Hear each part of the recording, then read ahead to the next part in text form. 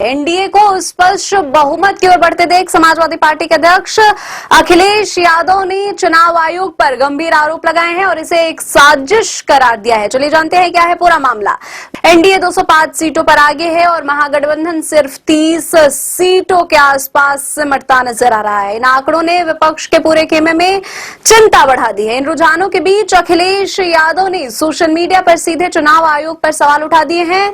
उन्होंने कहा कि बिहार में एसआईआर द्वारा किया गया खेल अब खुलकर सामने आ गया है और इसे अन्य राज्यों जैसे पश्चिम बंगाल, तमिलनाडु और उत्तर पश्चिम में नहीं दोहराने दिया जाएगा।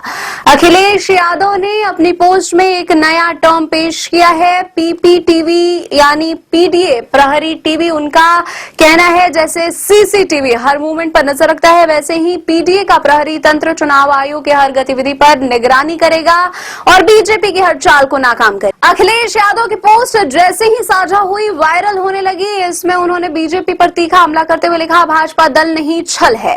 विशेषज्ञों का मानते हैं कि अखिलेश की रणनीति भाजपा पर दबाव बनाने के साथ साथ भविष्य के चुनाव में एक नैरेटिव तैयार करने की कोशिश है, खासकर जब यूपी में उपचुनाव और निकाय चुनाव नजदीक है। सपा और आरजेडी के कुछ नेताओं का दावा है कि ईवीएम, वोटर लिस्ट और बूथ मैनेजमेंट को लेकर कई अनियमितताएं दिखी। अखिलेश की टिप्पणी इसी असंतोष को और मजबूत करती है, जिससे विपक्ष का एक बड़ा बयान तैयार हो रहा है। बिहार के चुनावी नतीजे सिर्फ राज्य की राजनीति नहीं तय करेंगे, बल्कि विपक्ष और सत्ता पक्ष दोनों के लिए बड़े नैरेटिव भी तैयार करेंगे। इसलिए अखिलेश के आक्रामक एंट्री सियासी तापमान और बढ़ा रही है।